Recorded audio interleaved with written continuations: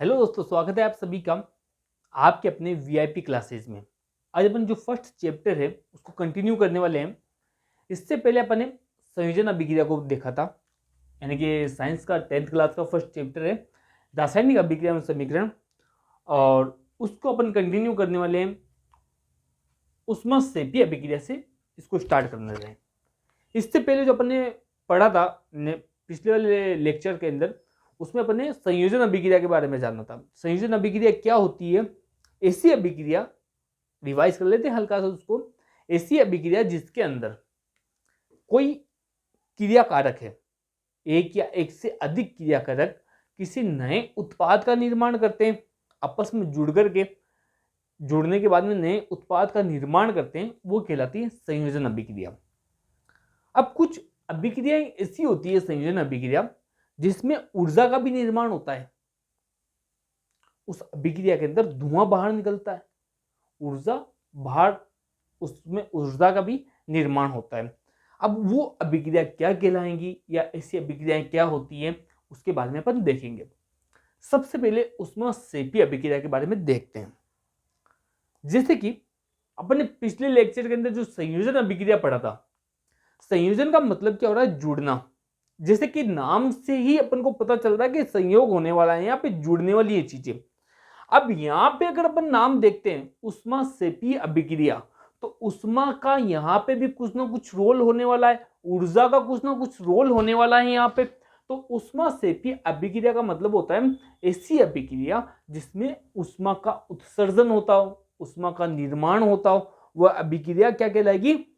जिसमें ऊष्मा का निर्माण होता है। सेपी यानी कि निर्माण कर रहा है, उत्सर्जन कर रहा है ना। ऊष्माक्षेपीय अभिक्रिया ऐसी अभिक्रिया, इसकी परिभाषा क्या देख लीजिए। ऐसी अभिक्रिया जिनमें ऊष्मा का उत्सर्जन होता है या ऊष्मा का निर्माण होता है, वह अभिक्रिया ऊष्माक्षेपीय अभिक्रिया कहलाती है। कुछ उदाहरण है इसके, इसको देख लेते हैं। जैसे कि प्राकृतिक गैस का दहन। प्राकृतिक गैस CH4 है, इसका नाम मीथेन होता है ना, लिख लेते हैं मीथेन। अब ये ऑक्सीजन के साथ में, ये ऑक्सीजन ना घुली हुई है, एक्यू लिखा ना ऑक्सीजन। आप बोलोगे कि ऑक्सीजन तो गैस होती, तो यहाँ पे जी लिखना चाहिए था, लेकिन यहाँ एनसीईआरटी में इसको एक्यू लिखा है, यानी कि घुलित है, ये किसी के अंदर, जल के अंदर या किसी चीज के अंदर घुली हुई है। तो यहाँ पे O2 है, मीथेन के साथ में अभिक्रिया करके CO2 बनाता है, कार्बन डाइऑक्साइड, ये भी एक्यू है, ठीक है ना। और इसके साथ में जल का निर्माण करता है और उसके साथ में ऊर्जा का निर्माण हो रहा है। अब जो मीथेन है ना, इसको थोड़ा सा अपन आगे बढ़ते हैं। मीथेन से CNG नाम सुना होगा, संपीड़ित प्राकृतिक गैस जिसको बोलते हैं हिंदी के अंदर।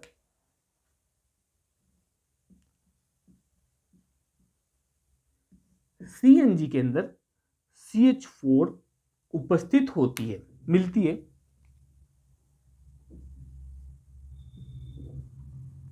अब CNG से इसका बोलोगे कि मीथेन से ऊर्जा का क्या निर्माण करके क्या हो रहा है, ठीक है ना। तो मैं आपको अपने प्रैक्टिकल लाइफ के अंदर इसका एक छोटा सा उदाहरण देता हूं। जो CNG है उसके अंदर CH4 उपस्थित है, ठीक है। संपीड़ित प्राकृतिक गैस जिसको बोलते हैं। आजकल इसके पंप भी बन गए हैं, जैसे कि पेट्रोल पंप होते हैं, तो CNG पंप भी बहुत जगह बन गए हैं।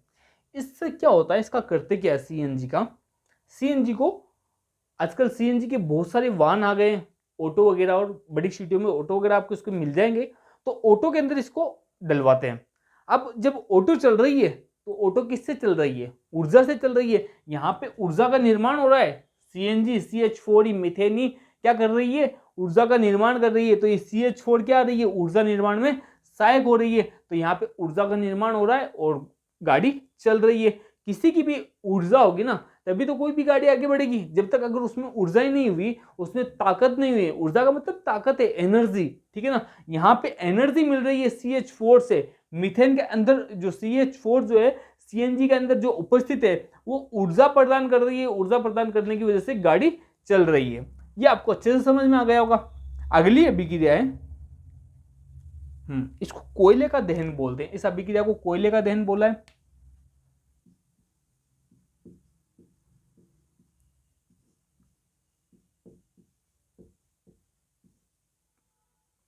या कार्बन की अभिक्रिया भी बोलते हैं इसको, ध्यान रखना, कार्बन की, बच्चे कंफ्यूज होते थे कि कार्बन की अभिक्रिया लिखो, एक नंबर का सीधा सीधा क्वेश्चन दे लेते हैं, मोस्ट में लिख लो आप तो इसको, कार्बन की अभिक्रिया लिखिए। कार्बन की अभिक्रिया कौन सी है भाई? कार्बन की अभिक्रिया है सी, कार्बन है। अब कार्बन इसके अंदर क्या है, कागज आप है, आप उसको कागज को लेकर के हवा में जलाओगे तो अपने आसपास में ऑक्सीजन तो उपस्थित है ही है, ऑक्सीजन की उपस्थिति के अंदर कार्बन को जलाओगे तो CO2 बनेगी। बस ये इतनी सी अभिक्रिया है कोयले के दहन की, कोयले का दहन कह लो, या फिर अगर आप इसको कोयला भी जलाओगे तो कोयला भी कार्बन है, और कार्बन की अभिक्रिया वही कार्बन की अभिक्रिया कहलाएगी। अगला, खाना खाते हैं सभी, खाना खाते हैं ना, तो खाना डायरेक्ट तो ऐसे तो नहीं कि निगल दिया बस, डायरेक्ट ही बस ले लिया आपने, जो भी कोड तोड़ा है, कोड तोड़ने के बाद में डायरेक्ट उसको निगल गए, नहीं, ऐसा नहीं करते हैं। कोड तोड़ते हैं, कोड तोड़ने के बाद में मुंह में रखते हैं और उसको अच्छे से चबाते हैं। उसको चबाने के बाद में भोजन के जो छोटे छोटे टुकड़े होते हैं, ठीक है ना, अब ये अभिक्रिया का उदाहरण है, उष्मा सेपी जो अभिक्रिया है ना, इसका एक उदाहरण है। खाद्य पदार्थ के छोटे छोटे टुकड़े किए जाते हैं और उससे टूटने की वजह से अपन को कार्बोहाइड्रेट मिलता है। अभी कार्बोहाइड्रेट क्या करता है, जैसे अपन ने खाना खाया है, ठीक है, खाना खाने के बाद में खाना अंदर जाएगा, अभी कार्बोहाइड्रेट मिल गया अपन को।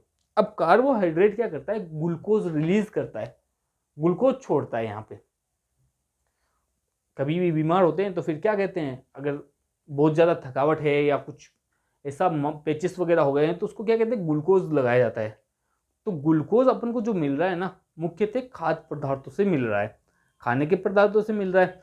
वहाँ पे जो कार्बोहाइड्रेट है जो ग्लूकोज रिलीज करेंगे, ये अपनी कोशिकाओं के अंदर जो उपस्थित ऑक्सीजन है, समझ रहे हो ना बात को, कार्बोहाइड्रेट कहाँ से मिल रहा है, भोजन से, और कार्बोहाइड्रेट से क्या मिलेगा, ग्लूकोज। अब ग्लूकोज क्या करेगा, यहाँ पे कोशिकाओं के अंदर अपने ऑक्सीजन है, ऑक्सीजन अंदर ले रहे हैं ना अपन, तो वो ऑक्सीजन अंदर ही है, अपने शरीर के अंदर ही है, तो शरीर के अंदर अपनी कोशिकाओं के अंदर जो ऑक्सीजन है वो ग्लूकोज आपस में, ग्लूकोज और ऑक्सीजन आपस में क्रिया कर लेते हैं, यही अभिक्रिया है। यहाँ पे बात समझ में आ गई ना? जो अपन खाना खाने की प्रक्रिया है ये भी एक क्रिया है, कौन सी, ऊष्माक्षेपी अभिक्रिया है। ये भी एक खाना खाने की जो प्रक्रिया है ना, ये ऊष्माक्षेपी अभिक्रिया है। कैसे है, जैसे अपन ने खाना खाया, अब ग्लूकोज मिला, ग्लूकोज क्या करेगा, ऑक्सीजन से क्रिया करेगा, और ऑक्सीजन से क्रिया करने के पश्चात में दो पदार्थ बनाएगा, CO2 और H जल बनाएगा, उसके साथ सॉरी 3 पदार्थ बनाएगा, CO2 जल, और उसके साथ में ऊर्जा निर्मित करेगा। अब जो जितनी ऊर्जा रहेगी अपने शरीर के अंदर उतना अपन काम, एनर्जी रहेगी, एनर्जेटिक जितने रहेंगे उतना अपन काम कर सकते हैं। आजकल एनर्जेटिक चीजें मिलती है, मतलब मेडिसिन मिलने लग गए हैं बाजार के अंदर कि इसको खाने से आपके शरीर के अंदर ऊर्जा उत्पन्न हो जाएगी।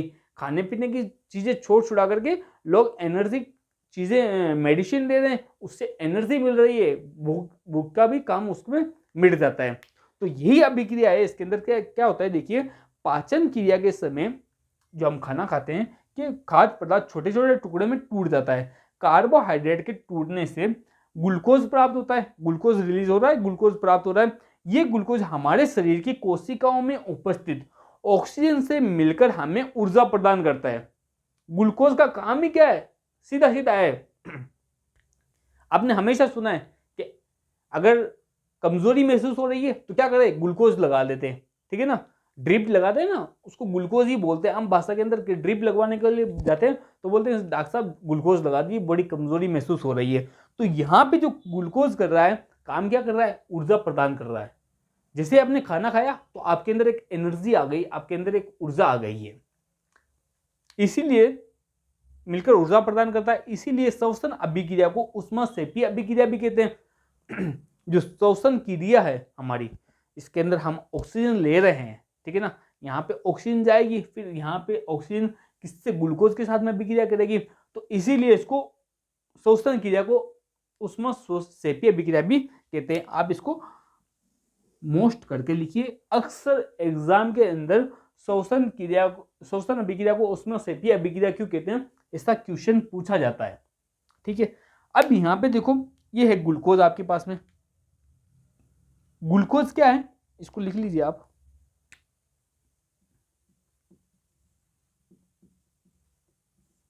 AQ है, घुला हुआ है ग्लूकोज, ठीक है ना, किस घुला हुआ है ग्लूकोज। यहाँ पे O2 है, O2 भी घुला हुआ है, घुलनशील है, AQ है मतलब घुला हुआ है। और ये अभिक्रिया करते हैं तो कार्बन डाइऑक्साइड बाहर निकलती है, जल बनता है शरीर के अंदर, जो जल रहता है, इसके अलावा ऊर्जा बाहर आती है। और जितनी अपने अंदर ऊर्जा होगी, ताकत होगी, इतना काम कर लेते हैं। उसके बाद में अपन को फिर वापस वही प्रक्रिया अपनानी पड़ती है। ऑक्सीजन तो पहले से ऑलरेडी है हमारे शरीर के अंदर, तो हमें क्या करना पड़ता है, बार बार खाना खाना पड़ता है ना, दिन में 2 बार खाना खाते हैं उससे अपन को एनर्जी मिल जाती है। अगला देखिए, अगला उदाहरण क्या है, साग सब्जियां। जो साग सब्जियां होती है ना, अगर वो मान लीजिए कोई भी वनस्पति के अंदर जो चीजें हैं, अगर वो आपस में सड़े नहीं, ठीक है ना, जैसे कि डिकम्पोजिट बोलते हैं इसको, अगर ये कंपोजिस्ट नहीं होंगे तो बहुत सारी बीमारियां पैदा हो सकती है। कंपोस्ट नहीं होने की वजह से इनके, कंपोस्ट होते हैं ये, जैसे कि मर्द जानवर है, उसमें से भी ऊर्जा बाहर निकलती है। ऊर्जा बाहर निकलेगी तो वो कंपोस्ट हो जाएंगे। इसी प्रकार से कुछ खाद्य पदार्थ हैं तो वो भी कंपोस्ट होते हैं, खराब होने के बाद में कंपोस्ट हो जाती है कि जो भी चीजें, ठीक है ना। तो उससे क्या होगा, प्राकृतिक का लेवल जो बैलेंस है ना, बराबर बना रहेगा। वरना अगर ये कंपोस्ट नहीं होगा, अगर उसमें से ऊर्जा बाहर नहीं निकलेगी, ठीक है, तो बहुत ज्यादा मर्द शरीर वगैरह बहुत मिल जाएंगे आपको, जानवर वगैरह और के, ठीक है। तो ये डिकम्पोस्ट की सुविधा इससे होती है। और ये भी अभिक्रिया ऊष्माक्षेपीय अभिक्रिया का एक उदाहरण है। साग सब्जियों वनस्पतिक द्रव्य का विघटित होकर टूट करके कंपोस्ट बनना भी ऊष्माक्षेपीय अभिक्रिया है। ये कंपोस्ट बनती है, ठीक है ना, कंपोस्ट बनना भी एक ऊष्माक्षेपीय अभिक्रिया है। यहां तक आपको ऊष्माक्षेपीय अभिक्रिया के बारे में एकदम अच्छे से समझ में आ गया होगा। और आप इसके नोट्स बनाते हुए चलिए, ताकि क्या है कि आने आपको आसानी रहेगी। लिखते हुए चलोगे ना तो लिखने वाली चीजें बहुत आसानी से याद होती है। अब अपन इसके आगे वियोजन अभिक्रिया देखेंगे। वियोजन अभिक्रिया क्या है, वो इसका नेक्स्ट पार्ट है, वही अपन इसके आगे कंटिन्यू। अगली है वियोजन अभिक्रिया। अब वियोजन, जैसे कि इसका नाम से अपन को पता चल रहा है, वियोजन का मतलब, अगर अपन इसका शाब्दिक अर्थ देखते हैं, इसका मीनिंग्स देखते हैं, वियोजन का मतलब क्या होता है। वियोजन का मतलब होता है वियोग हो जाना, है ना। अगर अपन इसके नाम से कर इसका मतलब निकालते हैं, वियोजन, वियोग यानी वियोजन यानी वियोग, वियोग यानी मतलब अलग हो जाना।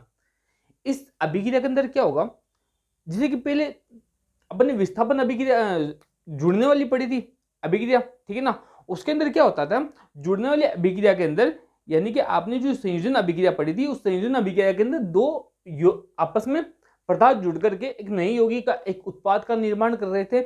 यहाँ पे ऑलरेडी एक ही मिलेगा अपन को, उत्पाद जो है अपने पास में 2 बनेंगे। यहाँ पर अभिकारक जो क्रियाकारक है ना, यहाँ पे 1 मिलेगा, जो क्रिया हो रही है वो 1 मिलेगा, और उसको किसी भी बाहरी कारक के द्वारा उसको तोड़ा जाएगा, और उसको तोड़ने के पश्चात में उन दोनों चीजों को अलग अलग किया जाएगा। जैसे कि ये पेन है, ठीक है। अब यहाँ पे ये पेन 1 है टोटल में, अगर इसको अलग करना है तो आप इसकी केप को खोल करके अलग कर सकते हो, ठीक है। यहाँ पे एक बल लग रहा है, बल के द्वारा इसकी केप को अलग कर रहे हैं। वरना अगर इसको देखने में तो ये एक ही है, लेकिन इसको किसी भी एक अभिक्रिया के द्वारा अपन इसको अलग करते हैं, तो अपन इस पे बल लगा करके, अपनी ऊर्जा लगा करके इसको अलग कर सकते हैं। यहाँ पे भी अपने पास में जो क्रियाकारक रहेगा ये 1 रहेगा, उस क्रियाकारक को क्या रहेगा, 2 भागों के अंदर डिवाइड कर दिया जाएगा। यही इस क्रिया का वियोजन अभिक्रिया का सार है, ठीक है ना। तो सबसे पहले अपन इसकी परिभाषा देखते हैं, वियोजन अभिक्रिया है क्या। वियोजन अभिक्रिया का अगर एक वर्ड के अंदर मैं आपको बताऊं ना, तो इसका मतलब होता है टूटना, टूट करके बिखर जाना। अब जरूरी नहीं यहाँ पे 2 ही पदार्थ मिलेंगे अपन को, 2 से ज्यादा भी मिल सकते हैं। जैसे संयोजन के अंदर होता है, कोई भी 2 अभिकारक या 2 से अधिक, 2 या 2 से अधिक होता है ना, तो यहाँ पे भी 2 या 2 से अधिक जो अपन के पास में उत्पाद मिलेगा, 2 या 2 से अधिक मिल सकता है, ठीक है। होता क्या है, देखिए, जब कोई एक जटिल अभिकर्मक, जटिल है मतलब जुड़ा हुआ है, अच्छे से बढ़िया से जुड़ा हुआ है, वो टूट करके 2 या 2 से अधिक उत्पाद का निर्माण करते हैं, तो वे वियोजन या अपघटन अभिक्रिया कहलाती है। इस वियोजन अभिक्रिया को अपघटन अभिक्रिया भी बोला जाता है। तो ये अभिक्रिया आपकी अपघटन अभिक्रिया भी कहलाती है। अब देखिए, अपन के पास में अभिकर्मक है, अभिकर्मक के रूप में अपन के पास में FeSO4 फेरस सल्फेट है। अब फेरस सल्फेट जो होता है ना, फेरस सल्फेट लोहा है, लोहे के अंदर सल्फेट मिला हुआ है, ठीक है। अब इसमें क्या है, अपन को फेरस सल्फेट को अलग करना है, इसमें से कुछ चीजें बाहर निकलेगी। फेरस सल्फेट मोस्टली घरों के अंदर जो पहले हरा कलर होता था, ग्रीन कलर है ना, तो ग्रीन कलर करने के अंदर में काम आने वाली चीज है फेरस सल्फेट। तो उसको उष्मा दी जाती है, बहुत हाई लेवल की उष्मा दी जाएगी इस पे। उष्मा देने के बाद में यहां पे फेरिक ऑक्साइड बन जाएगा। तीन चीजें बनेगी, सबसे पहले बनेगा फेरिक ऑक्साइड, फिर बनेगा सल्फर डाइऑक्साइड, फिर बन जाएगा इसके साथ में एक गैस और बनेगी जिसका नाम रहेगा सल्फर ट्राई ऑक्साइड। दो गैसें बनेंगी, सल्फर डाई और सल्फर ट्राई। इसके साथ में फेरिक ऑक्साइड बन गया। पदार्थ अपने पास में उत्पाद एक ही था, क्रियाकारक एक ही था, ठीक है, क्रियाकारक एक था, अभिकर्मक एक था अपने पास में, और उत्पाद के रूप में अपन को तीन चीजें मिल रही है यहां पर। तो इस प्रकार से ये वियोजन की अभिक्रिया चलती है। देखिए फेरस सल्फेट FeSO4 और जल का अणु है H2O के क्रिस्टल का गर्म करने पर इसके अंदर जल उपस्थित होता है ना, इसमें जल उपस्थित होता है। आगे मैं आपको इसके बारे में और बता दूंगा डिटेल में। गर्म करने पर ये जल त्याग देता है, जल को बाहर छोड़ देगा ये, और क्रिस्टल का रंग बदल जाता है। पहले ये कलर का होता है ना, इसका कलर चेंज हो जाता है इसको उष्मा देने के बाद में। इसके बाद ये ferric oxide Fe2O3 sulphur dioxide SO2 तथा सल्फर ट्राइऑक्साइड के रूप में टूट जाता है। सल्फर ट्राइऑक्साइड आपके पास में SO3 है, ये सल्फर ट्राइऑक्साइड है, टूट जाता है। जहां Fe2O3 ठोस सॉलिड है ये, और SO2 और SO3 गैसें हैं। इस प्रकार से ये आपस में टूट करके तीन पदार्थ उत्पाद बना लेते हैं। अगली अभिक्रिया क्या है, अगला उदाहरण क्या है वियोजन अभिक्रिया का, वो देखते हैं। देखिए कैल्शियम कार्बोनेट जो होता है CaCO3, अगर इसको वापस उष्मा दे करके तोड़ना हो, ठीक है ना, तो ये कैल्शियम ऑक्साइड CaO के अंदर टूटता है और इससे कार्बन डाइऑक्साइड गैस बाहर निकलती है। इस पे आप तापमान, जैसे आप इस पे उष्मा दोगे, हीट दोगे आप इसको, तो इसके अंदर से दो चीजें बनेगी। एक तो होगा कैल्शियम ऑक्साइड बनेगा CaO, और इसके साथ में CO2 गैस बाहर निकलेगी, और इस प्रकार से अपन को कार्बन डाइऑक्साइड के रूप में अलग होती है। ये एक प्रमुख वियोजन अभिक्रिया है, मुख्य वियोजन अभिक्रिया है, काम में आने वाली चीजें। इसी तरह से लेड नाइट्राइट जो होता है PbNO3 2PbNO3, ठीक है, ये एक आपको धूसर कलर का मिलता है ना, इसके अंदर पाउडर टाइप का रहता है, दरदरा पाउडर मान लीजिए इसको।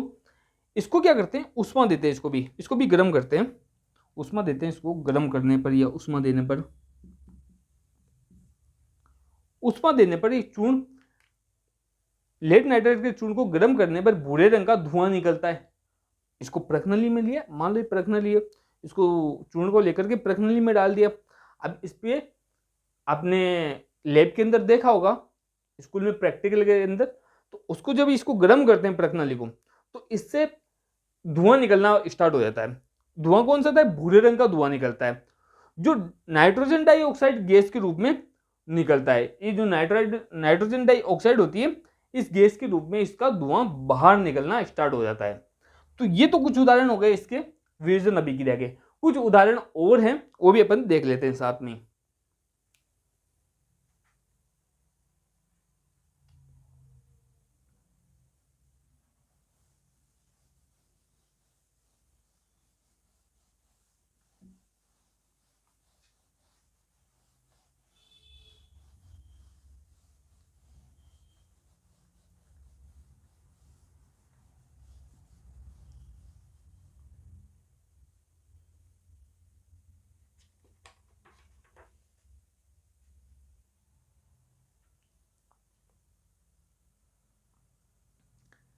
जल है,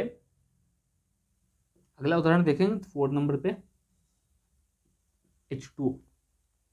H2O को उष्मा देने पर, अगर इसको उष्मा देते हो तो दो चीजें मिलेगी आपको, हाइड्रोजन प्लस O2 ऑक्सीजन, दोनों ही गैसें हैं।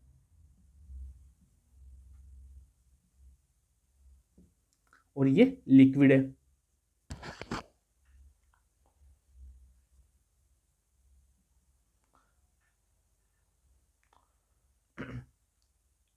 अब देखो होता क्या है, इसके लिए एक आपको क्रियाकलाप दे रखा है बुक के अंदर, उसका मैं आपको शॉर्ट में डायग्राम सा इसका बना करके यहाँ पे मैं आपको समझा देता हूँ चीजें क्या क्या है।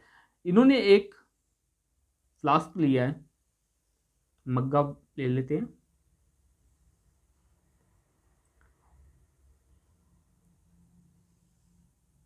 अब इस मग्गे के अंदर दो प्रखनली लेकर के उसको उल्टा रख दिया है, प्रखनली को, है ना, प्रखनली लिए, प्रखनली को उल्टा रख दिया और इसके अंदर, प्रखनली के अंदर इन्होंने ग्रेफाइट की दो छड़ें लगा दी है। ग्रेफाइट की छड़ें क्या है आपको पता ही है, जैसे कि कार्बन की छड़ कह दीजिए इसको, कार्बन की छड़ आपकी सीसा पेंसिल है, उसको आप घिस करके जो आपके पास में वो ब्लैक वाली लाइन मिलती है वो कार्बन की छड़ है। या फिर अगर आप किसी पेंसिल सेल को लेते हो तो उसके अंदर से आपको जो रोड मिलेगी वो भी ग्रेफाइट की छड़ है, ठीक है। तो इन्होंने दो प्रखनली लेकर के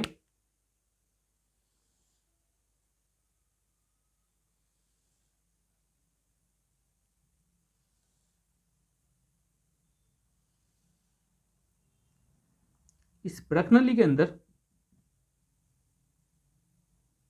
ग्रेफाइट की छड़ें लगा दी है।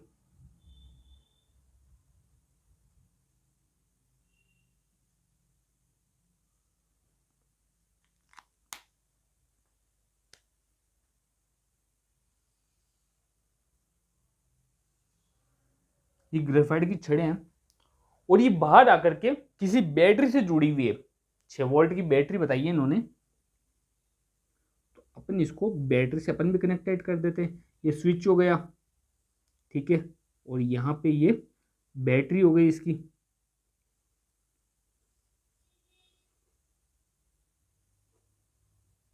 दो सीधे होते हैं, ये बैटरी हो गई है ग्रेफाइट की छड़ें। अब इसके अंदर शुद्ध जल डाला हुआ है, शुद्ध जल H2O है। शुद्ध जल के अंदर विद्युत धारा का प्रवाह नहीं होता है ना, शुद्ध जल में करंट नहीं आता है, कहने का मतलब यह है कि इसमें करंट नहीं आता है, ये कुछ हद तक इसके अंदर जल डाला हुआ है।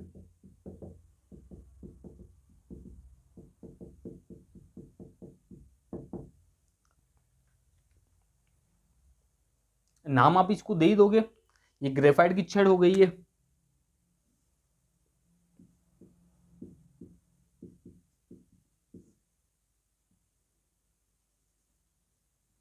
ग्रेफाइट की छड़ है ये, और ये प्रखनली है।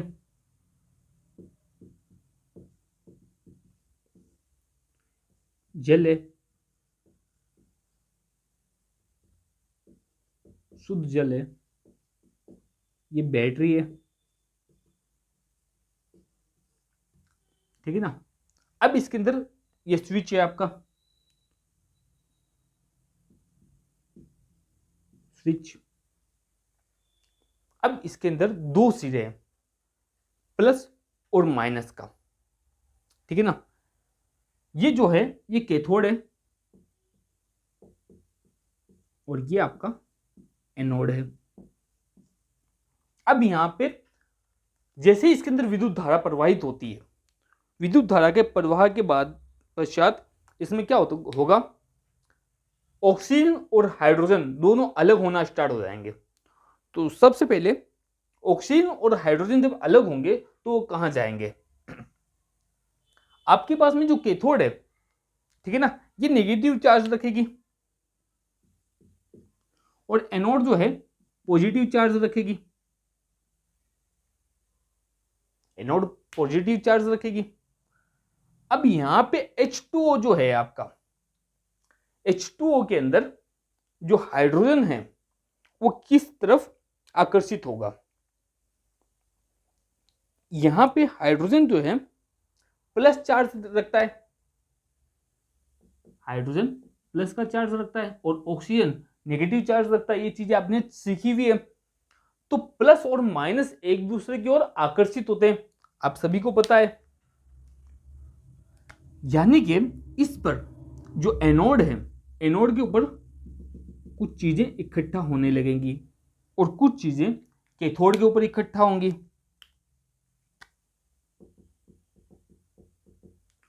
जो एनोड पर इकट्ठा हो रहा है वो है ऑक्सीजन। एनोड पे इकट्ठा होने वाला कहलाएगा ऑक्सीजन।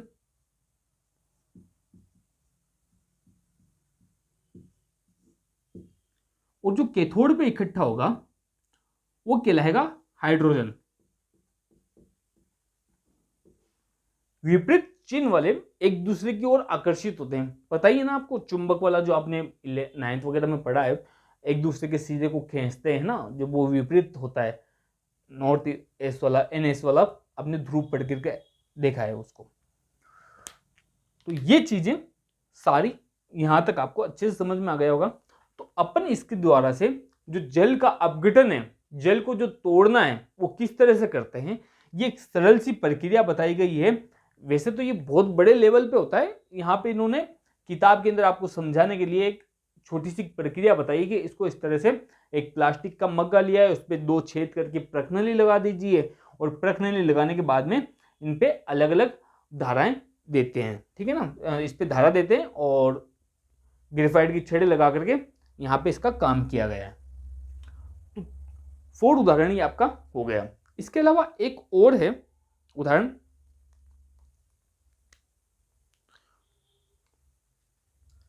नंबर 5,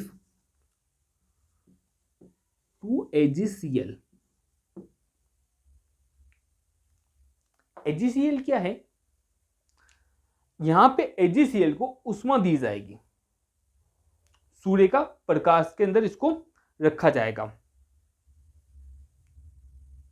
ये सॉलिड होगा।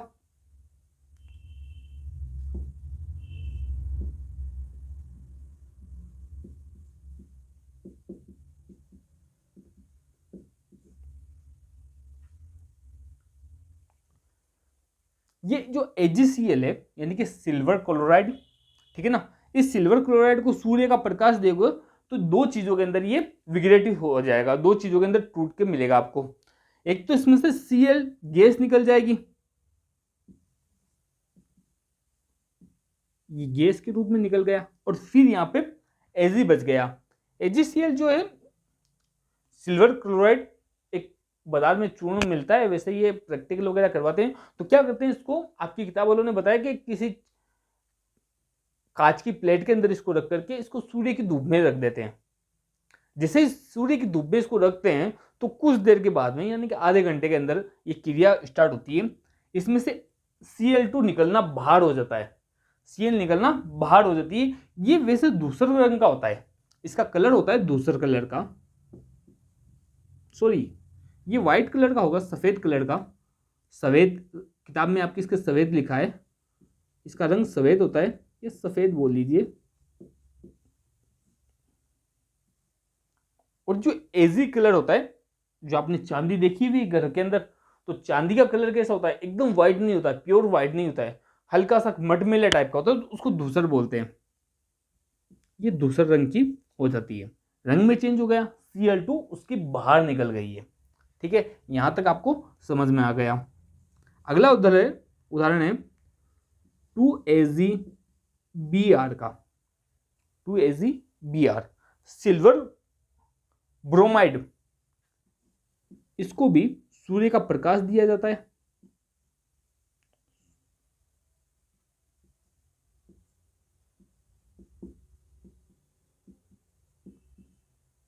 वही बनेगा आपके पास में Ag plus Br, Br gas के रूप में बाहर निकलेगी यहां पे। इस तरह से ये कुछ उदाहरण हैं आपके, जो किताब में ये 6 उदाहरण दे रखे हैं, 6 उदाहरण मैंने आपको बता दिए हैं। इसके पश्चात नंबर आता है ऊष्माशोषी अभिक्रिया का, उसी को यहां पे साथ में ले लेते हैं।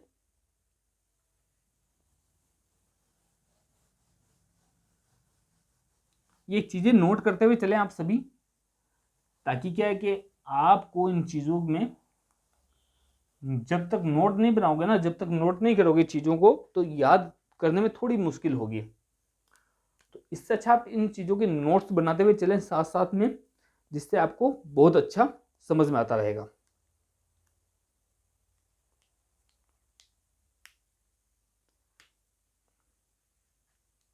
अगली है अपने पास में ऊष्माशोषी अभिक्रिया।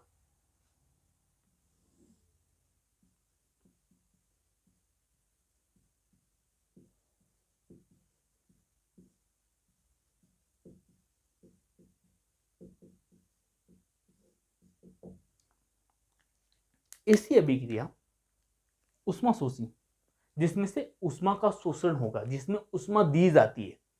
ये जो अपनी वियोजन की अभिक्रियाएं पढ़ी ना, इसमें ऊष्मा दी जा रही है, यानी कि ऊष्मा को उस अभिक्रिया के अंदर लगा रहे हैं ऊपर से, वो अभिक्रिया कहलाएगी ऊष्माशोषी।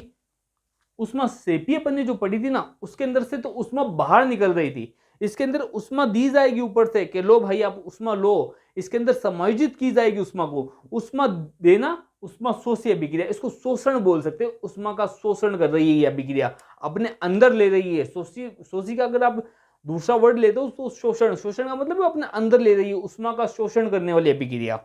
ऐसा भी इसको याद रखने के लिए रख सकते हैं। ऐसी अभिक्रिया जिसमें ऊष्मा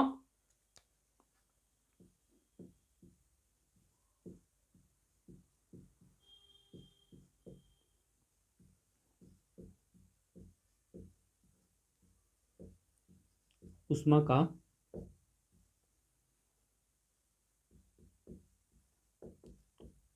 शोषण होता, ऊष्मा अपने अंदर ले रही है अभिक्रिया है ना, अपने अंदर समायोजित कर रही है, वे अभिक्रिया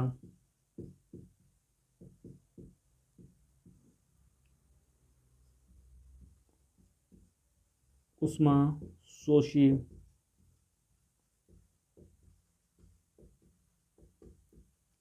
अभिक्रिया कहलाती है, ऊष्मा का शोषण करने वाली। अब देखिए इसका अगर अपन उदाहरण देखते हैं। अब सबसे पहले अगर ऊष्मा के द्वारा वियोजन की अभिक्रिया की जा रही है, किसी भी, यानी कि जो वियोजन की अभिक्रिया, अपन किसी अभिकर्मक को तोड़ना है अपन को, और उसमें ऊष्मा दी जा रही है, ठीक है ना, ऊष्मा के द्वारा तोड़ा जा रहा है उसको। जैसे कि अपन यहाँ पे जल को ले लो, जल को भी ऊष्मा दे रहे हैं, करंट दे रहे हैं, ऊष्मा दे रहे हैं, ठीक है ना। ऊष्मा के द्वारा जिस अभिक्रिया को तोड़ा जाएगा, जिस अभिक्रिया के अंदर जो वियोजन अभिक्रिया उसमें ऊष्मा के द्वारा की जाती है, उसको ऊष्मीय वियोजन कहते हैं। इस बात का भी नोट करते हुए चलेंगे। ऐसी अभिक्रिया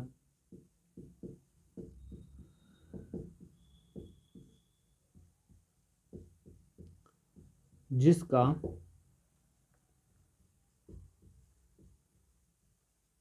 वियोजन ऊष्मा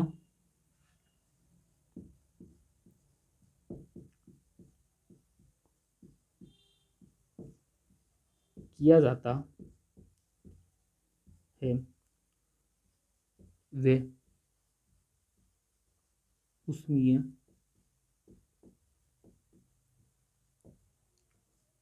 वियोजन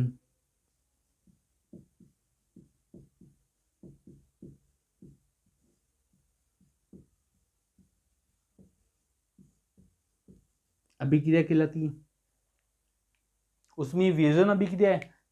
वैसे तो सारी की सारी इसमें अपन ने जो अभी पढ़ी थी, ऊष्मा के द्वारा ही हीट के जरिए से उसको तोड़ा जा रहा था, तो ये सारी ऊष्मीय वियोजन अभिक्रिया है। अब इसके उदाहरण जो है, जितने भी अपन ने वियोजन अभिक्रिया के उदाहरण देखे थे, वो सारे इसी के अंदर अप्लाई होते हैं, ठीक है ना। जैसे H2O ले लो, H2O एक अभिकर्मक है, इसको ऊष्मा दी जा रही है तब जाकर के ये टूट रहा है। अगर आप इसको H2O ले तो इसमें ऊष्मा लग रही है, ऊष्मा अप्लाई हो रही है इसमें, और आपके पास में H+O बन रहा है, ठीक है। तो जितनी भी अभिक्रियाएं हैं अपने पास में जिसमें ऊष्मा का उपयोग ले रहे हैं ये वियोजन की अभिक्रिया के अंदर, तो सारे के सारे उदाहरण इसमें अप्लाई हो जाएंगे। देखा जाए तो ये वियोजन की एक पार्ट है, ठीक है। तो यहाँ तक आपको अच्छे से समझ में आ गया होगा। अभी तक का जो आपने पढ़ा है इसको आप रिवाइज करते हुए चलिए और अच्छे से समझ में आएगा। और कमेंट बॉक्स में जरूर बताना कि ये वीडियो आपको कैसा लगा। और नेक्स्ट वीडियो के अंदर अपन इसके आगे के पार्ट्स के बारे में चर्चा करेंगे।